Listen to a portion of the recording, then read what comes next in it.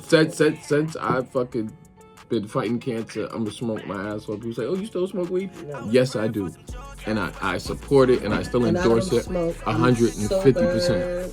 Working girl.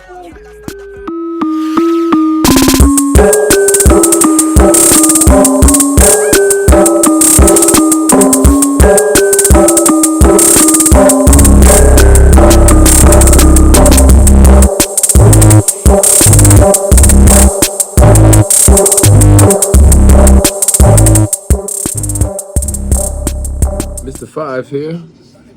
And hi. With my co-host, Big Head Tracy over here. Going to Meet the Man. I love new books by James Baldwin. You know who James Baldwin is? Yes, I do know who James Baldwin. You do? Wow. You know who that is? Oh, that guy? That's one of my favorite authors. He actually speaks a lot on different contemporary issues, and this book is like a classic. It's 1971, first copywritten. That's it's a first edition. It's not the same year I was born. First of all, it's not the same year I was born. There's always kind of constant jokes about my age. I'm not as old as I appear to be. That's terrible. I had paperwork to say I was born in 75, so, I seen paperwork that said you was born in 71. You did not see that type of paperwork. You might have seen a birth certificate that says I was born in 1975. I just been through a lot, so I look a lot older, you know what I mean? And it tends to... hell of a lot. It tends to age on me, really. It tends to be a lot. It's a hell of a lot. That's amazing. That's amazing. Yeah. Right. Really funny. So, in the news today, I was just thinking about Eric Adams and this whole thing of Governor Hochul trying to remove Eric Adams. And she's talking about doing it, but she's not going to do it. They had a special session about it, and that's about probably what it's going to be. It's probably not going to be that he's going to be removed from office, too many functioning habits. But I got so many questions about that. So, like, yes, one, he can be removed. Right? You can remove a mayor, the governor can remove him, executive order. Also, who would take his place? Well, in the 80s, there was a charter, and so right now it would be Brad Lander and Jumaane Williams. So Jumaane Williams would assume duties, but he couldn't pass any legislation. He couldn't sign off any bills, but he would be the acting mayor to keep the city functionally running. Mm-hmm. And then Brad Lander would help him as the controller. But there's actually a whole committee, a whole charger. The problem is that it would be easy to replace the mayor because you have, 4 lieutenant mayors, 4 deputy mayors, right? Mm-hmm. That would be, and he has this black woman, this Latino woman, this Asian woman as a deputy mayor. Oh, they all just fucking quit. He's got nobody, so it's just him. So if you remove him, he's no staff, there's nobody, there's no infrastructure. Nobody wants to work for him? Nobody wants to work for the mayor. He's crooked, but he's like cartoonishly crooked. Like failure crooked. Like, all right, we all expect corruption in New York. I mean, remember we was watching, was it Boardwalk Empire? Yeah. And like Nucky and all the gangsters of those eras, right? Like, so you had those funny characters, but you would expect some type of corruption with New York. You just don't expect like petty corruption. He is so bad. Like, he is so bad. He's like... He stole some flights to Turkey. Right, like upgrading his flight. Like, basically bribing him is like giving him a Delta Gold package. Like treating him like a bad bitch for a night. Like taking him out, giving him a couple little club passes. Nigga want to be flying out. Nigga want to be flying out. Like a groupie bitch off of Right, you want to be flying out. You said like a groupie bitch, first class, huh? And that's it? You good? Yeah. And that's it. You getting everything. You getting everything. Upgrades and some hotel rentals. That was it. And so, like, some peanuts on the be flying out. Like a groupie bitch off of Right, you want to be flying out. You said like a groupie bitch, first class, huh? And that's it. You good? Yeah. And that's it. You getting everything. You getting everything. Upgrades and some hotel rentals. That was it. And so, like, some peanuts on the plane. And for that, he signed off $1 million hotel inspections. He'll clear your building from being built. He'll call somebody else from the fire department and make the fire inspector clear your building for being construction. Like, he's giving you millions of dollars worth of benefits for like petty shit. The other part is like, okay, Eric Adams is, he has these personas, these characters, right? One he's a black cop who's been doing this for 20, 30 something years, right? We be good nigga for massa. Good nigga. Don't send Toby away. Toby be good for your hand, boss. Good for your hand, massa. And in the other room, he's a black mayor, one of the first black mayors, and that dealt with this system and the city the way it is, and can navigate so much as a black man, right? And never shall those two rooms meet. Never shall he be a black man talking about how he's been a cop, nor shall he be a mayor, an administrative, cop, talking about how he's been a black man. So it's like, you incarcerate hundreds of kids, thousands of kids. You cycle 200,000 people per year through Rikers. You increase that rate of arrest by petty crimes and petty laws that you sort of enforcement down. And the bribery, like, it's so corrupt. So everybody talk about Puffy, right? And how Puffy's 15-page indictment, dude, like Mayor Adams' indictment is like 57 pages. From the illegal conduct alleged in the indictment. Adams solicited and accepted over $100,000 in luxury travel benefits for years from wealthy Turkish business people and at least one Turkish government official seeking to gain influence over him. Adams started accepting undisclosed luxury travel benefits at least as early as 2016. He took these benefits nearly every year through 2021. Here are some of the benefits that we uncovered during our investigation. In 2016, Adams flew to India through Turkey and received 2 free round-trip upgrades for business class seats. That's the highest class on Turkey's national airline. Those upgrades were worth more than $12,000, and none of it was publicly disclosed. In 2017, Adams accepted free business class tickets for himself and his travel companions to France, Turkey, and China. And he was put up in the Bentley Suite in the St. Regis Hotel in Istanbul. All of that was worth more than $41,000, and none of it was publicly disclosed. Also in 2017, he flew to China, again, through Turkey, and accepted 2 free business class tickets for himself and a companion.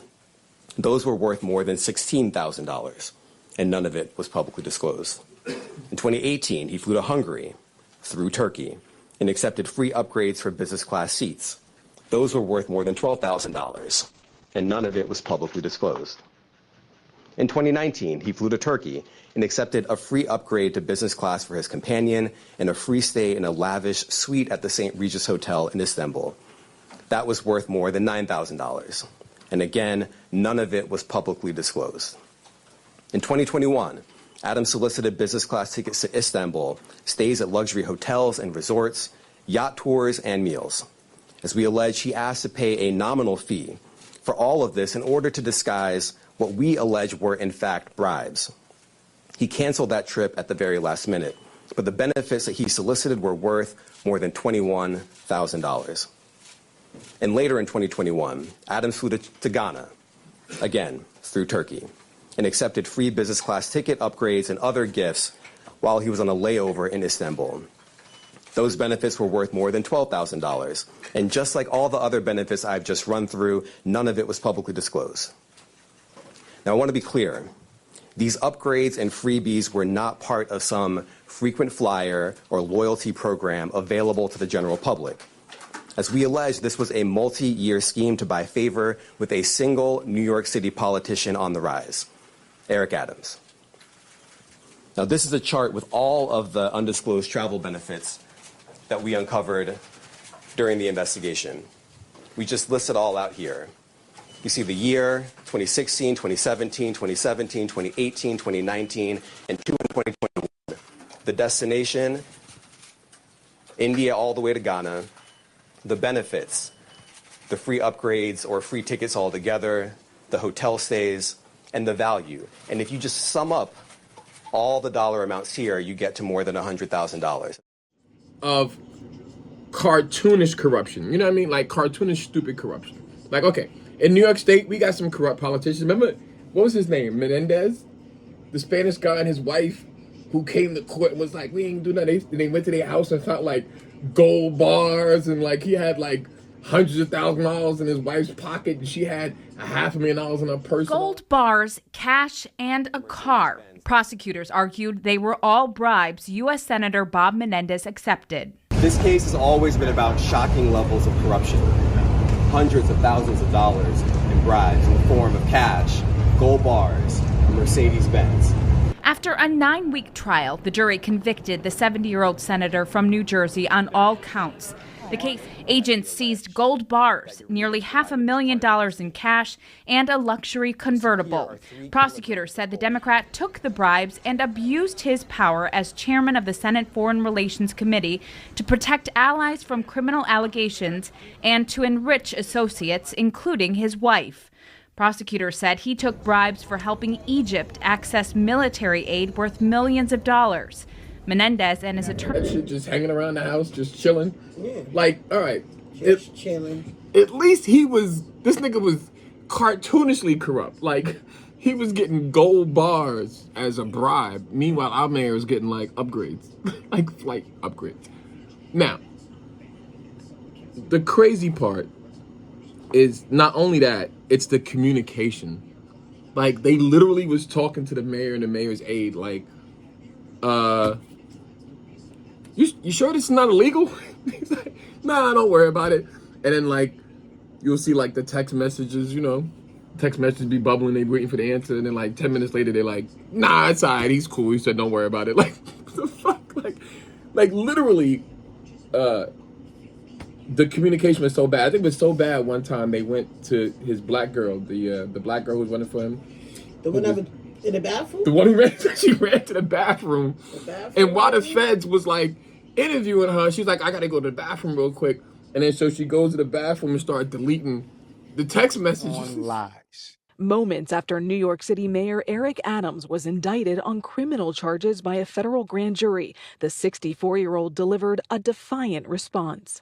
If I'm charged, I know I'm innocent. The indictment is still sealed. The Democratic mayor has faced public scrutiny since agents seized his phone and searched the home of his chief fundraiser last November on whether Adams conspired with Turkey and possibly 5 other foreign governments to funnel illegal donations into his 2021 mayoral campaign in exchange for influence. This is just one of at least 4 federal investigations into Adams or his inner circle. At least 3 high-ranking city employees have already resigned in recent weeks. Lewis Martin was chief advisor to the mayor, but today her hands were cuffed behind her back when she entered court, pleading not guilty to bribery and conspiracy. Today's announcement addresses corruption at the highest levels of city government. The indictment unsealed today can be summarized in 3 words: quid pro quo. The Manhattan City Police Commissioner Edward Caban abruptly resigned yesterday, and it comes less than a week after federal investigators raided Caban's home and seized his phone as part of a corruption probe that has surrounded Mayor Eric Adams' administration in recent months. In the country, but tonight, Jeffrey Maddrey has resigned from that position after it was made by a woman who holds an administrative position in Maddrey's office. She has filed a complaint against the city, claiming that Maddrey engaged in, quote, quid pro quo sexual harassment by coercing her to perform unwanted sexual favors in exchange for overtime opportunities in the workplace. The 51-year-old told the New York Post Maddrey would force her into the back room of his office where they had sex nearly a dozen times. And then the shit that killed me is like when the feds ran up on him, they took his iPads. Remember that? They ran up on him and jumped out of his team? None of his codes. And then he was like, I don't got my phone on me. I'll bring it to you tomorrow, right? And it was like, all right, whatever, just bring it in. So he brings it in the next day. He's like, yo, I had to change the password on my phone because the aides, how my aides be. They just be all in your stuff, reading your messages and shit. So I had to change the password. And I don't know it. Oh, yeah. They was like, oh, so what's the password? Oh, I just forgot it. I just forgot it. It was like, you know what? Don't worry about it because we got every other phone that you text message anyway. So, So it's like, and then on a serious note, he pays homage to totalitarian rules and like Donald Trump, and he does a lot of cooning. You know they say cooning when you just like shuckling, jiving, and play. Yes, sir, massa. And Be good nigga for massa. Good nigga. Don't send Toby away. And it's like that's the way he is because he go to meet Donald Trump. He instantly, that day, changed over his Democratic Party and abandoned that to the Republicans. And to work out a quid quo pro for his charges, like basically you exonerate me or get me off these charges or pardon me, and I'll do whatever you want. And what he wants is the immigration clearance to come in the city and lock people up. And he goes on like Fox News. This segment is crazy. From your perspective, how did this meeting go? Why was it necessary? Good. I think that, and Tom could speak for himself, I think he had a real level of frustration, and he was trying to figure out, hey, what's going on, Eric? What is happening? And we were able to get in the room and really articulate what are my powers, what are my authorities, and what are some of the things that we need to legislatively address that is preventing us from doing what we want to do, and that is getting dangerous people off our streets. Right, and Tom Homan, as you know, Mayor, a couple days ago said he was angry at you in New York City because sounds like last time you guys got together over at Gracie Mansion, you probably said some stuff, maybe we'd like to do this and that. And I think Mr. Homan, and Tom, you could start with this. You were frustrated that he wasn't doing enough. He wasn't keeping up his end of the deal. Well, look, you know, I've been on that network for 4 years, and I've called a mayor out many times for not stepping up when it comes to public safety threats. But I tell you, when I sat down with him, I saw the cop in him. And he really does want to do the right thing because he is a cop. He's a lifelong cop. And so he wants to help take public safety threats off the street to New York, make New York safer. People want to hijack this narrative and turn it into a political narrative where we're saying we need to have public safety. I requested the meeting. I know Tom has been on our network so many times saying he felt like ICE's hands were tied under the last administration. You've agreed to sign an executive order to open up an ICE office at Rikers Island so that these dangerous criminals that are here illegally can be deported. Tell the folks at home, because they'll hear this, they'll say, oh, they're going to come after me next.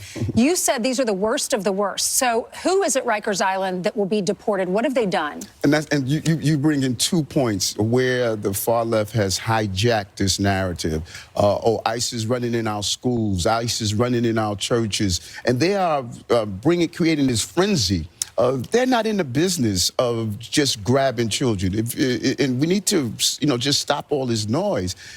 Rikers Island, particularly after all the reforms, Rikers Island is now having some of the most dangerous people in our city. And by having ICE on Rikers Island, part of our gang intelligence, using our intel with NYPD correction officers, we could identify those gangs inside and outside on the street. There was no reason they were removed from Rikers Island. And as I sat down with Tom earlier, I said that we're going to look at all the legalese. I'm able to do an executive order to put them back on Rikers Island, what they should be with part of our criminal justice apparatus. That we should be able to collaborate with ICE, even on civil enforcement, if you have committed a crime.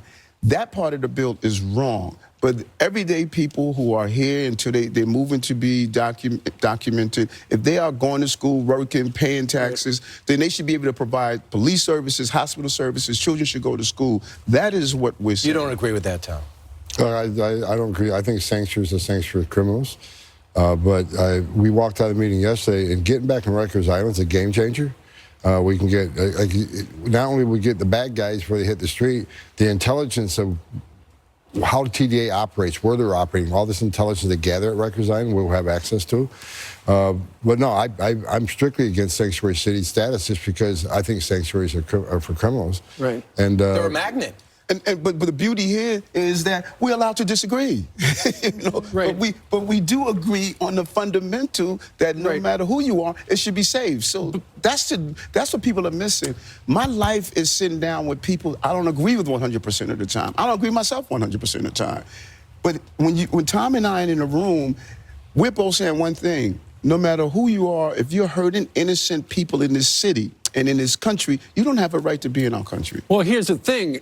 You can disagree on things, but Tom has made it very clear that if a politician stands in the way of the federal government executing the law, they are going to bring charges against people like you. And in fact, we've seen the Attorney General, Pam Bondi, go after officials already. So was that part of the conversation yesterday? No, I didn't think it needed to be. I mean, we talked very frankly about, first of all, getting to Rikers Island, step one. That's the first step. We're working on some other things that we don't really want to talk about in open air just because the city council will be putting roadblocks up on us. But the mayor and me have committed to several other things to make the city safer. Further collaboration. Again, City council, I don't like him. I think, and Mayor Adams, he's dealing with the sanctuary law, right? That an EO can't override. Right. So we're working on some things to work around some of these things. So we can You're get some being things careful done. the way you describe it. I've got to be very careful because the city council, they hate me, right? The city council, they don't want immigration enforcement in this city. So we got to make sure that we collaborate in a smart way so we can get more bad guys off the street. Yeah. That's the goal. And you said something that's very interesting. You said that elected officials who are standing in the way are like me. Let's be clear. I'm not standing in the way. I'm collaborating. And then he talks about how subservient he is. It really shows New York that he's subservient to the Democratic Party. Like the guy in the video was like standing in front of him, you know what I mean? And talking shit like, if he don't do it, I'm gonna make sure that I come back and run down in his offices if we're not allowed to have ICE integrated into the city. And so you end up having this, sad to say, system where our mayor is really working for the president and does exactly what the president says and will be subservient to him in every way, even risking his own citizen's life, right? So now he wants to open up ICE on Rikers Island. And there's a whole bunch of shit. There's so much shit talking about. I think we have to make a whole nother video just about the Halt situation and the situation with the COs and then them really having the audacity to boycott, which is crazy, to not do their job just because a lot of them was locked up for murder. Yes, basically beating a man, Robbie Brooks, to death on video. The other guards are upset about that, so they're striking, right? Because they can't get to do it, you know? Now, the craziest part is that there's a crazy, like, New York City extortion racket too, right?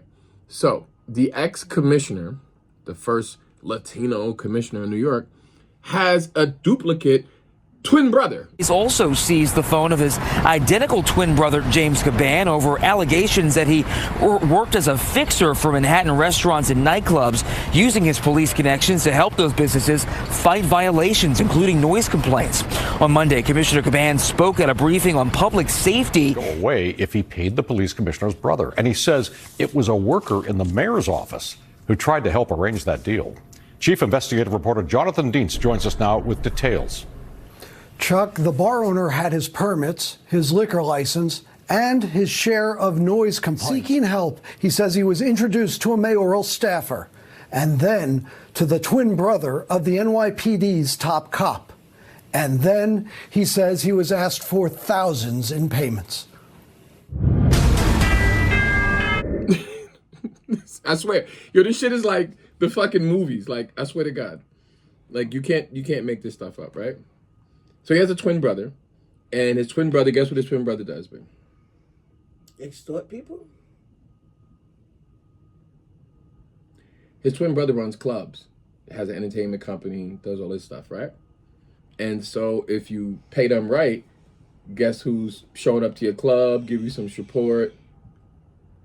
So the first 6 months to a year that we had Mayor Adams, he was in the club. as a mayor, he in the clubs. He in this club, he in that club, he in this club showing support. And all of a sudden, that club, gets a lot more support.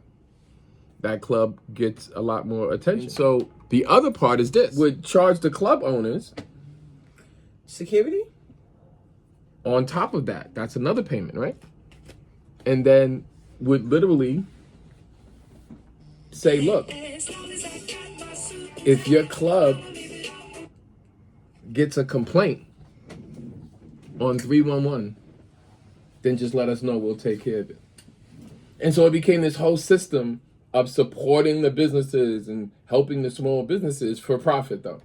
So if you pay the cops, you get security, you won't get complaints. You know how people complain about the clubs and noise ordinance, and they complain about the trash, and they get the 311 calls. So like if citizens like, there's too much noise, or they were shooting outside, they will make all of that disappear, and your club insurance will be okay, and you'll get your payments right. And plus, we'll have special attendants by the mayor come by and support your club and promote it for you. Whole racketeering scam. And then you know what he says? Oh, it wasn't me. It was my twin brother. I had nothing. The commissioner, it's like if you're that stupid or you just let it happen, either way you should be fired. His twin brother, not him, right? Mayor, from your perspective, how did this meeting go? Why was it necessary?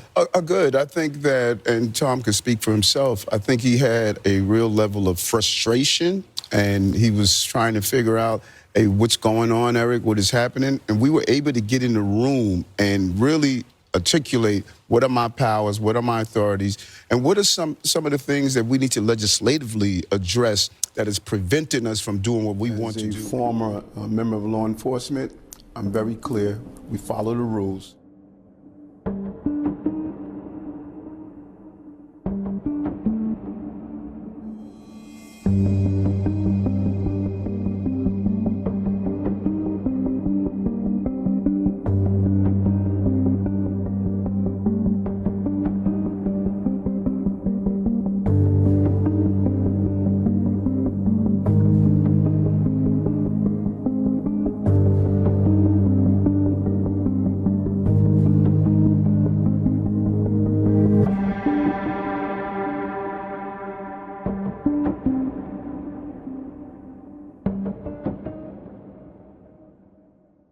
My fellow New Yorkers, it is now my belief that the federal government intends to charge me with crimes.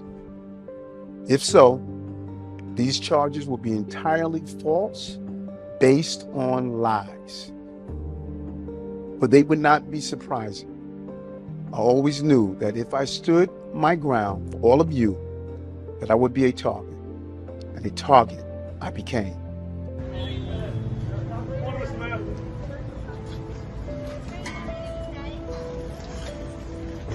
Good morning, Mr. Mayor. Good morning.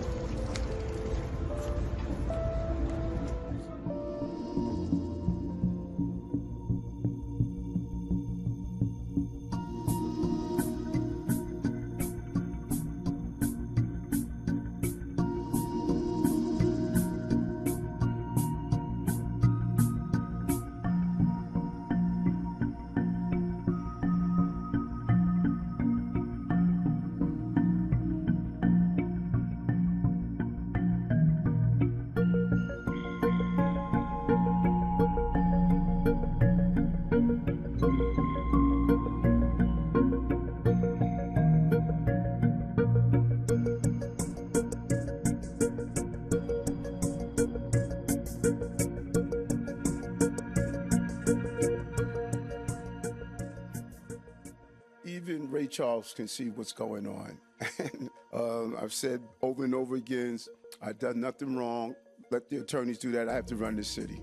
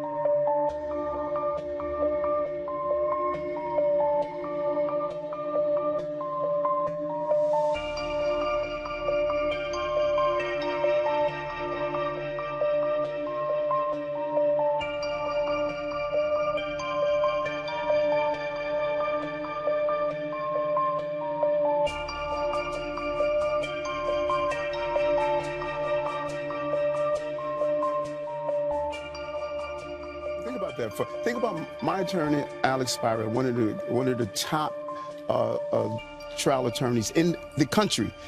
Imagine him going inside saying that the only way Mayor Adams is going to assist in immigration, which I was calling for since 2022, is if you drop the charges. That's quid pro quo. That's a crime.